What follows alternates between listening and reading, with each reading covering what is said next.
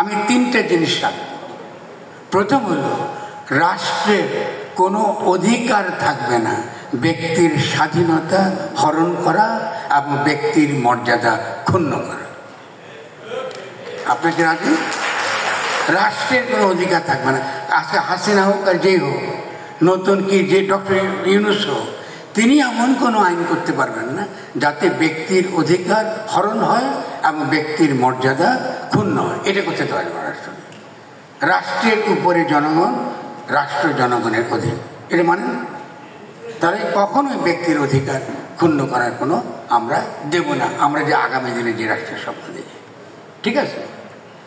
আচ্ছা, আমরা যে রাষ্ট্র চাই সে রাষ্ট্রে ব্যক্তি স্বার্থের চেয়ে সমষ্টির স্বার্থ রক্ষা করা রাষ্ট্রের দায়িত্ব হবে। ব্যক্তির স্বার্থের চেয়ে সমষ্টির স্বার্থ রক্ষা করা রাষ্ট্রের দায়িত্ব হবে। 2 নম্বর। একমত নাকি? খালি ব্যক্তি ব্যক্তি করবেন, সমষ্টির কোনো স্বার্থ থাকবে না। অন্ন, বস্ত্র, শিক্ষা, স্বাস্থ্য, বাসস্থান, গরিব মানুষ খাইতে পারবে না, এরকম চান? চান না। তাহলে রাষ্ট্রকে নিশ্চয়ই এমন সব নীতি থাকতে হবে যাতে সমষ্টির প্রতি সে দরদি থাকে, সমষ্টির স্বার্থ সে রক্ষা করে। এটা আমার 2 নম্বর প্রস্তাবনা। আর 3 নম্বর কি?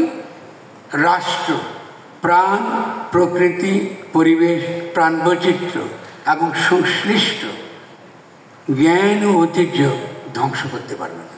আমার পরিবেশ ধ্বংস করতে পারবে না, যে নদীতে বিষ দিবা, জলাশয়ে বিষ দিবা, বিষ দিয়ে সমস্ত মাছ মারে ফেলবা, আমার কোনো খাদ্যের সংস্থান থাকবে না, পুষ্টির সংস্থান থাকবে না, এটা হতে পারবে না।